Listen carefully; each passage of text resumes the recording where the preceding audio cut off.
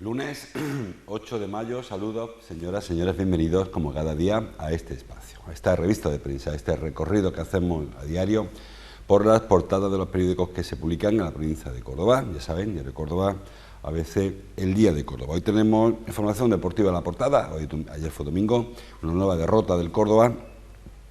Hay informaciones también referentes a la sequía fundamentalmente, ahora lo verán.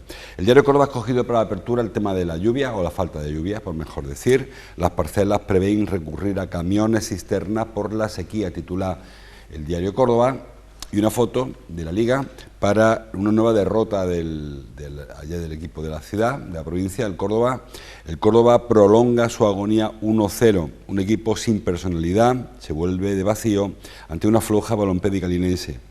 El jugador del Córdoba se escucha las quejas de los aficionados desplazados a la línea ayer, en la portada del Córdoba. El diario ABC, la portada nacional, el ámbito nacional, la información local está en interior, pero bueno, en la portada nacional Alcalá sabe sufrir para ganar. Ayer se impuso en el Master 1000 de Madrid y también en el Mutua Madrid y el titular para Morante de la Puebla para el torero. Para ver la evolución del toreo de Capote hay que fijarse en Rafael de Paula y Curro Romero, dice el diario ABC. El diario El Día habla en su portada de fútbol, sin alma titula en este caso, una foto también del Erasmo Fenoy, dice. El Córdoba Club de Fútbol prosigue su caída libre con una nueva derrota, con una lamentable imagen en la línea.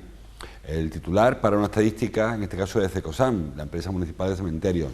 2/3 de los entierros en Córdoba terminan en cremación. Saben que ha sido cambiando la tendencia. Tradicionalmente había en Córdoba más inhumaciones, más enterramientos que cremaciones, que incineraciones. Ahora ha cambiado la tendencia. La parte alta, foto también para Alcalá, besando su Master 1000 de Madrid, el Open Mutua en Madrid, con este triunfo al superar a Struff, creo que es alemán, a quien le ganó. También habla de que la UCO sube el precio de todos sus alojamientos para estudiantes y repaso también a los patios, que ayer se hizo balance de esta primera casi semana. Los patios empezaron el martes, casi semana, con récord por todos sitios. Bueno, vamos como se titula, por el decano, el Diario Córdoba, que ha cogido el tema de la sequía. Leíamos que las parcelas prevén recurrir a camiones cisterna por la sequía. El problema fundamental es que no hay camiones cisterna, como señala luego la información que firma Pilar Cobos en el Diario Córdoba. El verano pasado ya se alertó de que la situación podía provocar ese abastecimiento de agua potable para las parcelas de Córdoba. Bueno, potable sin potabilizar, no hay agua en las parcelas de Córdoba, en algunas de las parcelas. Y para ello EMACSA ha dispuesto una serie de fuentes, como la que ve en la fotografía, donde acuden los vecinos con su garrafa para llevarse agua para su parcela. El problema es que las fuentes, algunos pillan muy retirados, y que el abastecimiento en cisterna es el más recomendable en el caso de que hubiera necesidad, pero no hay camiones cisterna. EMACSA no dispone de camiones cisterna. Recuerden cuando hubo este problema, que lo sigue habiendo, en la zona norte de Córdoba, para abastecer los Pedroches y Guadiato. EMACSA le propuso a Proaxa, que es la empresa provincial de aguas de la provincia de Córdoba, que tomara agua en Córdoba, pero no tiene cisterna. Lo que le propuso fue que viniera y llenase el camión en Villazul o donde fuera necesario, pero no tiene camiones cisternas para proveer de agua a los vecinos. El año pasado hubo problemas, ha llovido muy poco, lamentablemente este año hidrológico, apenas son 200 y pico litros los que han caído, que menos de la mitad de lo que tenía que haber caído. Eso ha hecho que los pantanos estén peor ahora que el verano pasado, los acuíferos están peor ahora que el verano pasado y los pozos están prácticamente esquilmados. Con lo cual hay ya muchas parcelaciones, señala esta información, hace un recorrido por distintas parcelaciones, por la de Trasierra, por la de la zona oeste, por la zona este, y en todas tiene el mismo problema. Los pozos se están secando. Dice, por ejemplo, en la sierra, donde viven 40.000 personas en verano, que los pozos están un 20%. No sé cómo saben, porque los pozos, siempre lo comentamos, no es, cuando tú haces un pozo, no es que encuentres una balsa para ti. Tú lo que haces es perforar un acuífero, que si lo sacas hoy estará el 20%, pero si río arriba o acuífero arriba, todos los que viven antes empiezan a sacar agua, pues el acuífero se secará. Es decir, los pozos muchas veces tenemos el concepto de que yo hago el agujero y encuentro mi agua, la que está encima debajo de la parcela, y que esa es la que me corresponde por ley natural, y no es así. Es un acuífero, en muchas ocasiones un arroyo subterráneo, que el agua que se retira de un sitio no lo sabe por el otro. Ese es el problema fundamentalmente en las parcelaciones del oeste, de la Cola de Poniente, en el Liguerón, la zona de Liguerón, de Villarrubia, que ahí habitualmente ha habido mucha agua procedente de la sierra, de los arroyos de la sierra, de los manantiales de la sierra, que iban a parar al río. Como tanto Liguerón como Villarrubia están antes del río, pues reciben mucha agua. ¿Qué ocurre? Que a base de construir parcelaciones antes de llegar al río, pues el agua de los pozos pues ya no llega, se queda antes. Los vecinos que toman agua en la falda de la sierra se la quitan a los que van acercándose hasta el aeropuerto, y cuando llega al aeropuerto pues ya no hay agua. Bueno, pues la previsión lamentablemente es que este año va a haber problemas muy serios de los acuíferos, de los pozos, y que habrá que prever algo. El año pasado ya el gerente de Maxa, Rafael Carlos Serrano, ya estuvo un tris de tener que pedir prestado un camión cisterna porque hubo problemas de sequía en las parcelaciones. Se juntan dos asuntos: que no hay agua porque es verano y que hay más vecinos reclamando agua en esos lugares donde en invierno no viven o no de manera permanente. El de verano pasado estuvieron a punto, al final se salvó el verano. Este año todo va a apuntar a que no será así y que habrá que llevar agua potable a algunas parcelaciones. Y no se sabe cómo se va a llevar, porque repito que no hay camiones cisternas, que la harán algunos, supongo, porque construir fuentes va a ser complicado. Y luego, además de eso, claro, el agua, hay parcelas en las que hay un pozo de muy mala calidad ya, porque están bajando los niveles, pero sirve al menos para ducharse, para lavar la ropa, para fregar los platos, incluso para cocinar, pero para beber no. Pero es que hay otros pozos donde no hay nada, es decir, donde no va a haber nada, con lo cual habrá que llevar agua no solo para beber, sino también para fregar, para lavar la ropa y para subirla al depósito y para usarlo en el inodoro, porque no habrá agua para nada. Es decir, que el problema de las parcelaciones es muy serio. Dicen los vecinos, lo reconocen los vecinos, que el 90%... Dice que hay 9.000 viviendas en la zona este de la ciudad que son irregulares, sin acceso al agua potable, que beben de pozo o beben con una garrafa. Son las parcelas, son todas ellas irregulares, entre comillas. Siempre hablamos que la irregularidad, entre comillas. Están ahondando pozos, algunos de ellos, intentando buscar agua a más profundidad. Pero insisto en que eso es pan para hoy y para mañana, porque al final el agua que se saca de un sitio se le quita a otro. El agua, por ahondar más, no se accede a más agua, se accede a un acuífero que ya se está utilizando en otro lugar. Es decir, que el problema puede ser bastante serio. Luego, en la información que repito de Pilar Cobos, se habla de que no solamente es beber, que a veces pensamos que es solo beber, incluso en las parcelaciones de la sierra hay unas bocas de riego, que se supone una boca de incendios, que están pensadas para que en caso de que haya un problema serio, los bomberos se enchufen allí.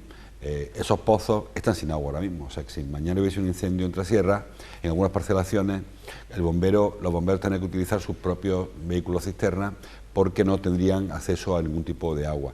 Y claro, un vehículo cisterna tiene el agua que tiene, la que lleva en ese momento. Habría que estar cargando para apagar un incendio. Bueno, pues es un problema que sabemos que viene encima y que no acabamos de solucionar. Dice el propio diario Córdoba, que tampoco es una solución, pero bueno, es una noticia, que la EMET espera lluvias por encima de lo normal en las ferias de mayo en Córdoba. Bueno, se están haciendo previsiones para el mes de mayo. Dice la EMET que la primera semana, que ya pasó, que la semana pasada, va a llover menos de lo posible, menos de lo previsible, o menos de lo habitual, lo hemos visto, ha llovido 0, con lo cual no puede llover menos de 0. Para esta que estamos ahora tampoco se esperan lluvia, aunque es verdad que a partir del jueves se espera un descenso brusco de las temperaturas. Para la siguiente parece que se va a estabilizar la temperatura, pero va a empezar a llegar las nubes, y la última semana, que coincide con la feria, puede ser una semana lluviosa. ¿Cuánto de lluviosa? Pues no se sabe, está por encima de la media. Evidentemente, señala el delegado de la EMET en Córdoba que no va, Juan de Dios del Pino se llama, que no, en Córdoba no, en Andalucía, Ceuta y Melilla, que no va a llenar pantanos esta lluvia de finales de mayo. Es verdad que aliviará un poco el riego que en esta época se solía estar dando para las cosechas, bueno, pues caerá del cielo ya que no puede venir de otro sitio, pero sí que aliviará un poquito el riego, aliviará las calles, perjudicará la feria, pero no nos salvará de la sequía ni mucho menos. Este verano va a ser complicado, no en Córdoba capital, ya hemos hablado muchas veces de ello, en Córdoba capital hay agua más que suficiente porque hay embalses que se encargan del suministro. Pero si en el campo, donde ya hay muchos agricultores que han decidido no sembrar, hay agricultores que están dejando ya el cereal para heno, para alimento del ganado, porque han renunciado a regarlo, así que hay dificultades. Como colofón a esta información del tiempo, dice Juan de Dios del Pino que tenemos que acostumbrarnos a vivir con menos agua, que creo que esa es la conclusión última a la que hay que ir pensando que hay que llegar, por mucho que pensemos que hay que construir más pantanos o mejorar canalizaciones, la realidad última es que cada vez habrá menos agua y que habrá que acostumbrarse a vivir con menos agua, porque la sequía siempre las ha habido.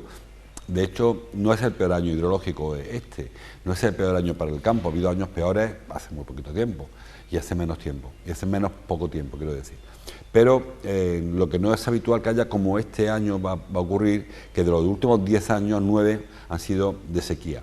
Y eso es lo que es menos habitual. Parece que los periodos secos se estiran, los húmedos se acortan, y eso provoca que haya un déficit hídrico en general. Así que habrá que acostumbrarse a vivir con menos agua, sobre todo para el uso intensivo del agua, porque, como digo, parece que para el consumo humano no habrá demasiado problema, pero sí para el uso intensivo, el uso industrial y sobre todo agrícola que se está haciendo del agua con la que tenemos. El agua que tenemos es la que da para la que da. Si seguimos ampliando cultivos de regadío, pues no habrá agua para regar todo. Bueno, vamos con más cosas. La portada digital de ABC habla de urbanización, de la urbanización del Hospital Militar. Titula: el Ayuntamiento urbanizará el interior del Hospital Militar de Córdoba tras años de espera. Son muchos años. El Ayuntamiento recibió el Hospital Militar en el año 2000, en el año 90, en 1990. En el año 2001 fue cuando se recibió. En el 90 se cerró el Hospital Militar y en el 2001 se entregó a la ciudad. Información que firma Luis Miranda aquí en ABC. Bueno, es una promesa, no es que haya un plano, ni un proyecto, ni un nada. Lo que dice Salvador Fuentes, concejal de urbanismo, que en cuanto que esté terminada la obra del centro de emergencia habitacional, se empezará a urbanizar. Tenemos que fiarnos, no tenemos por qué desconfiar del concejal de urbanismo, aunque es cierto que no todos sus plazos se cumplen. El Hospital Militar es un edificio que en su día, es un conjunto de pabellones que se construyó a principios del siglo XX, en 1901, se inauguró en el 28 y se cerró en el 90. Son 12 pabellones, como los que ven en la fotografía, que desde que se cedió al ayuntamiento se han ido destinando sobre todo a uso social. La gran mayoría, más de la mitad, se entregó a los hermanos de la Cruz Blanca, que allí hicieron una casa familiar, San Francisco de Asís. También tiene UGT un pabellón, también tiene Comisiones Obreras un pabellón ahí, también tienen Acoger otro pabellón, y ahora creo que son 2 los que va a ocupar el centro de emergencia habitacional. Cuando concluya todo eso, pues dice Salvador Fuentes, y no lo creeremos, repito, no hay por qué no creerlo, dice que van a urbanizarse pues calles internas, jardines, porque si pasan por ahí son terrizos, es lo que había hace 30 años cuando se entregó a la ciudad de Córdoba, o se cerró el Hospital Militar. Eran unas aceras pequeñitas y terrizos entre pabellón y pabellón, donde estaban los enfermos que estaban haciendo o la mili o trabajando en el ejército, ¿no? Eso, tal y como se quedó entonces, sigue ahora, y han pasado desde que se entregó pues, más de 20 años. Dice Salvador Fuentes que este año va a ser, bueno, va a ser verdad. Y aunque es cierto que el tráfico interno es pequeño, es mínimo, porque tiene sus accesos cada uno por un lado. Luego hay una diferencia importante de altura entre los pabellones y el zumbacón arriba. con lo cual habrá que hacer una escalera o una rampa, no sé, porque hay una diferencia importante, un efecto muralla o murallón del hospital militar, antiguo hospital militar, con respecto a la parte alta de Alzumbacón y de la zona de las vías, ¿no? Así que se prevé pues unas escaleras, mejorar los terrizos, colocar asfalto, colocar alumbrado, etcétera, etcétera. Pero allí realmente no vive nadie.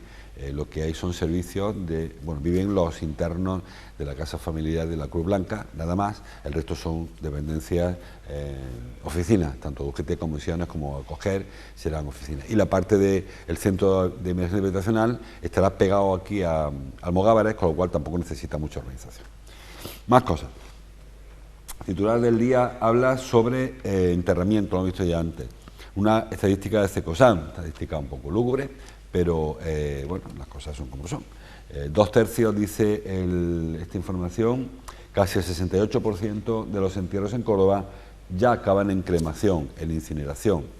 Como digo, habitualmente en Córdoba se ha optado, en Andalucía y en España, se ha optado siempre por la inhumación, por el enterramiento, mientras que en la última etapa, desde el año 2019 para acá, ya el 19 marcó un punto de inflexión y hubo 1000 enterramientos, creo. Y de allí hacia acá va cambiando a marcha forzada la estadística. Dice Cantador en esta información que la diferencia de precios es importante. Yo creo que no solo es un tema de dinero, también habrá que influir el dinero. Una cremación o una incineración cuesta en torno a 3.000 euros, mientras que un entierro pues bastante más caro, solamente el féretro ya cuesta más de eso. Pero creo que no ese es el problema fundamental, sino también un tema de cambio de hábitos, de creencias, de costumbres, de lo que sea. Y en lugar de meter a alguien en una caja, en un nicho, como vemos en la fotografía esta, pues se prefiere a los familiares y los propios difuntos, antes de fallecer, lógicamente, prefieren una cremación y terminar ahí con esa historia. Un tema un poco luctuoso, así que lo dejamos ahí. Quien quiera saber más información que publica hoy el diario El Día, lo firma Francisco Javier Cantador. El tema de los patios. Ha concluido la primera semana, como digo, semana casi, porque empezó el martes, pero una semana de patios que se salda con 415.000 visitantes. Lo leo, por ejemplo, en el diario, en todos los periódicos, en el diario Córdoba. Los patios de Córdoba superan las 400.000 visitas en la primera semana. No ha habido muchas sorpresas. Los patios, la ruta más visitada, como suele ser habitual, la del Alcázar Viejo. El patio más visitado está el de Marroquíes 6, metido ahí en la ruta del Alcázar Viejo. Según qué día gana uno, gana otro. En el Alcázar Viejo hay 12 patios, mientras que en la zona de Santa Marina, que es donde está Marroquíes, pues creo que solamente hay 9. Con lo cual, por eso las rutas también tienen unas más visitas que otras. En cualquier caso, buena temperatura, incluso calor, en algunos días de la semana rozándose los 40 grados, días más frescos, las plantas se están resintiendo. Queda esta semana de patio, el día 14 concluye, con lo cual quedan estos 7 días para la segunda semana. Ya supone un récord con respecto al año pasado, un récord de visitantes de 6% más que el año pasado. Es difícil medir, en cualquier caso, el incremento o no, porque luego las estadísticas son también, se hace una estadística, un conteo, pasando por patio y conteo. Cuando hay menos colas, permite que haya más visitas, es decir, que a lo mejor había más personas, pero acuden a menos patios porque no ha dado tiempo por la cola. No sé si me explico. En la zona del Alcázar Viejo, de fin de semana ha habido menos visitas que en Marroquíes, pero ha habido más gente. ¿Qué significa? Que muchas de las personas que estaban en los patios no da tiempo a hacer la ruta porque estaba mucho tiempo en la cola. Al estar en la cola, pues tenía menos tiempo para ir. Porque estamos asistiendo a un fenómeno del que ya hablamos la semana pasada, que es el de la excursión de patios. Personas que vienen por la mañana en el autocar, lo suelta el autocar habitualmente allí en el Mirador del Corregidor, se meten al Alcázar Viejo, rodean los patios, salen por la judería y vuelven y se marchan a su lugar de origen, a su pueblo o a su ciudad cercana, personas, en muchos casos mayores. Entonces, este tipo de excursión de patios hace que las visitas se disparen, pero realmente el beneficio para la ciudad es bastante relativo o bastante escaso, porque esta familia ni siquiera llega a tomarse un café, no vienen a ver patios de la vuelta como el que como el que entra a un museo y sale, ¿no? Bueno, es una forma también de promocionar los patios. Las visitas se disparan, pero insisto en que los efectos para la ciudad son efectos bastante menores de los que podían darse. Los patios necesitan una repensada, como siempre decimos, como cada vez que acaba un evento. Este no ha acabado, estamos en el Ecuador, la primera semana, muchas visitas, pero no sé hasta qué punto esas visitas son las que la ciudad necesita, ¿no? Luego, los patios que están fuera de concurso, el fin de semana cerraron, algunos de ellos, cerró la subdelegación, Filmoteca tampoco abrió, es decir que también hay... Son patios con otras circunstancias, otras características, patios no habitados, patios institucionales pero sin visitas, que se cierran durante el concurso. Y luego están los patios que están fuera de concurso, pero porque tienen sus propios fondos de ingresos, ¿no? Son patios que tienen sus rutas y que ellos cobran legítimamente a los turistas por hacer una ruta por patio, rutas más selectas, sin colas, por otro tipo de patios, que algunos incluso incluyen consumición, en fin.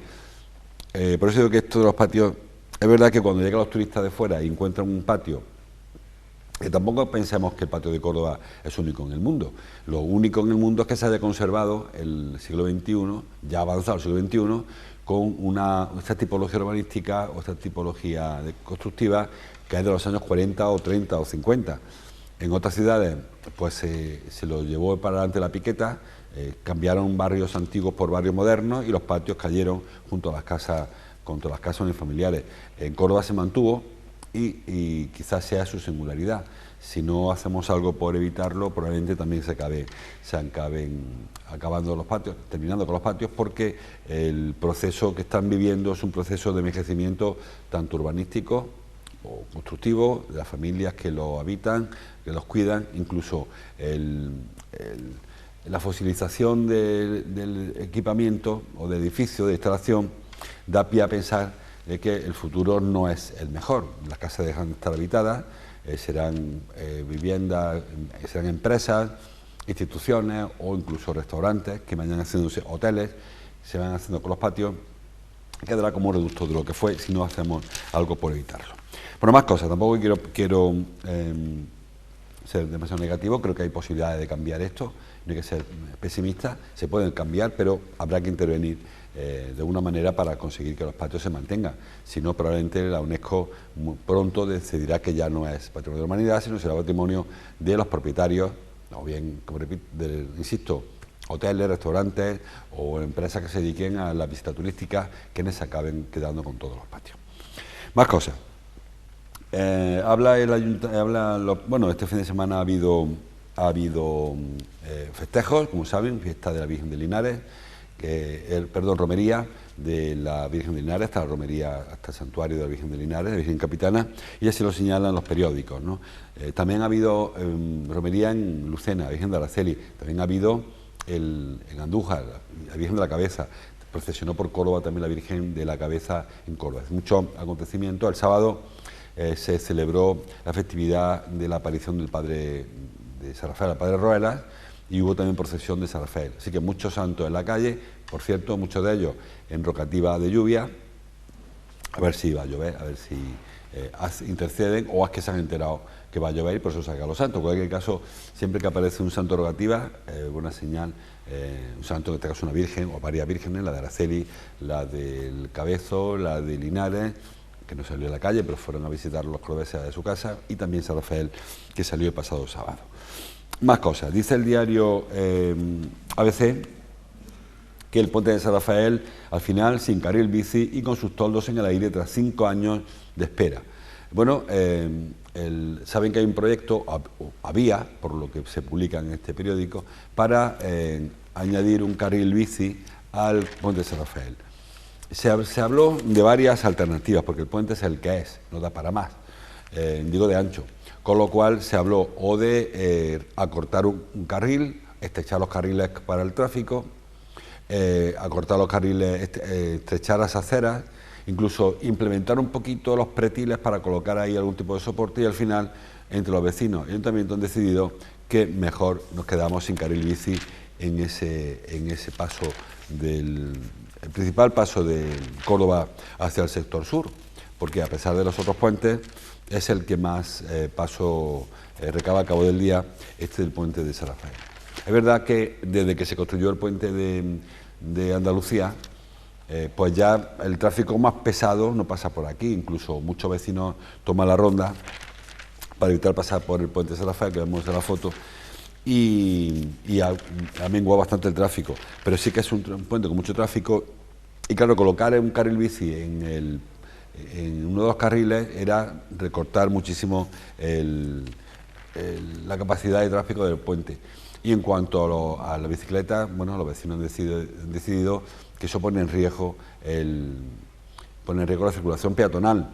Ya ocurre que el puente del Arenal, ahí hay unas tachuelas en el suelo que marcan el uso compartido del ciclista y del peatón, y es verdad que con un sustillo una vez pues ha habido de ciclistas que van por donde no ponen la tachuela o peatones que no ven la bicicleta y al final pues hay algún problema. Así que no habrá ni carril bici porque los vecinos no quieren y el ayuntamiento no encuentra el sitio, y tampoco por ahora toldos. Los toldos de los puentes, hay dos proyectos para entoldar puentes en marcha, uno no encuentro información, no me acuerdo quién la firma. Hay uno del puente de San Rafael y otro el viaducto del Aletro, de los Olivos Borrachos. Los dos se ha pasado el mandato sin que hayamos visto poner ni una sola viga, a pesar de que en principio los dos proyectos iban a estar hace ya tiempo, porque son proyectos bastante fáciles. El de puente de San Rafael necesitaba unos soportes unas cinchas fuera del arco, fuera del puente, para no entorpecer precisamente el tema del carril bici. Ahora no sé qué pasaría si una vez que se descarta el carril bici, si se pueden clavar los postes para los toldos en el mismo puente. La cosa es que no se ha hecho nada. Y el de San Rafael, el puente del viaducto del Aletro, pues 3/4 de lo mismo.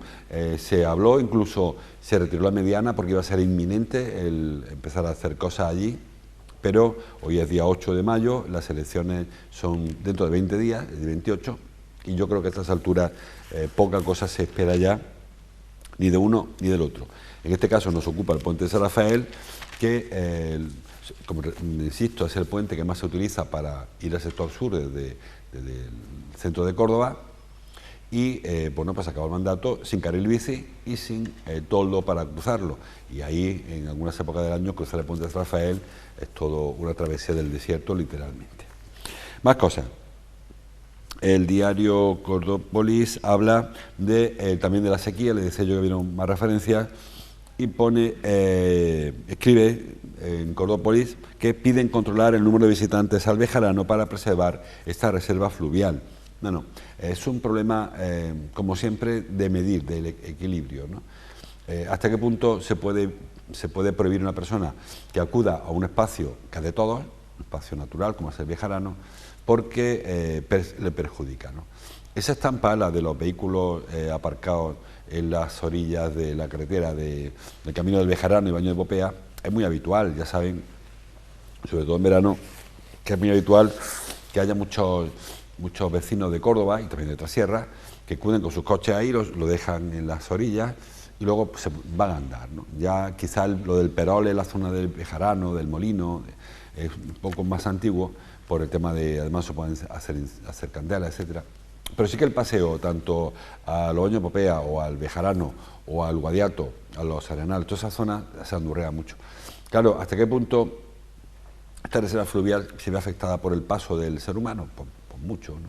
Tanto por el estrés que provocamos los seres humanos, como por la suciedad.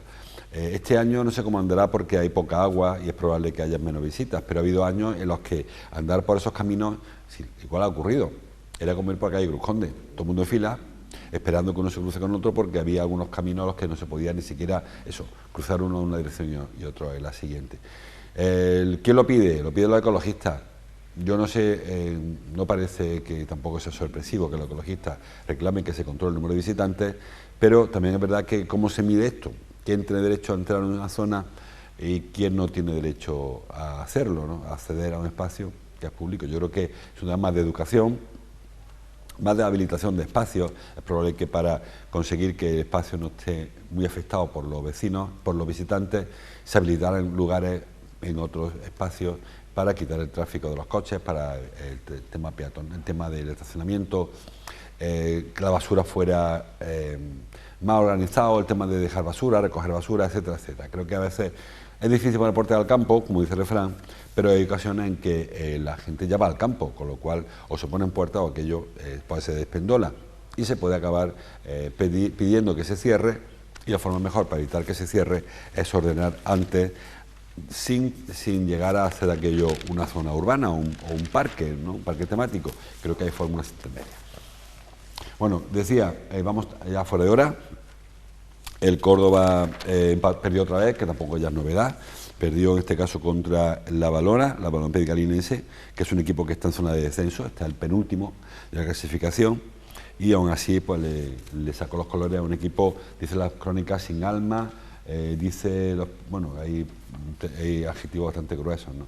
El diario Córdoba titula: "El Córdoba es ya un zombie", ahí lo tienen, y que ha derrotado ante la Valona. En ABC titula: "El Córdoba pierde el corazón". En el diario El Día, el Córdoba, no encuentro el diario El Día, "sin alma y sin orgullo", dice el diario El Día, o en Cordópolis, que también habla pues eso, del desastre del Córdoba en la Liga.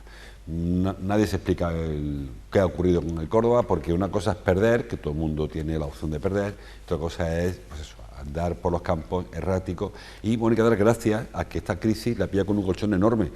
Córdoba está a 9 puntos del descenso, quedan 4 jornadas todavía. Es verdad que de la primera vuelta hay muchos averajes ganados, muchos cruces directos ganados, todavía quedan cruces internos entre los equipos que están abajo, pero estamos solo a 9 puntos. El Córdoba tiene 49 puntos, y el Badajoz, que está en puesto de descenso. El Badajoz está ya fuera. Badajoz está en descenso, está en puesto de playoff, de descenso, bueno, por ahí anda. Está en 40, o sea que estamos 9-10 puntos de los puestos complicados. Es verdad que matemáticamente aún hay opciones de meternos en el playoff de ascenso. Está en tierra de nadie, pero ya nadie confía en que el Córdoba pueda seguir funcionando, pensando en mirar para arriba. Ahora miramos para abajo. Empataron el Depor y el Alcorcón, que están arriba los dos.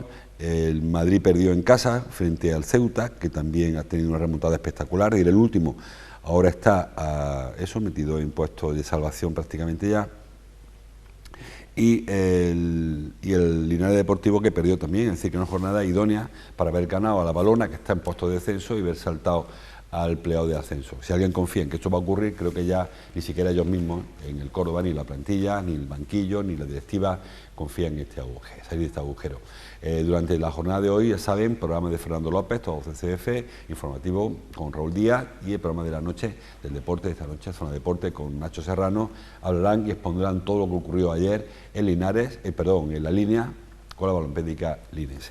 Eso es todo mañana. Hasta entonces, como siempre, gracias por su atención.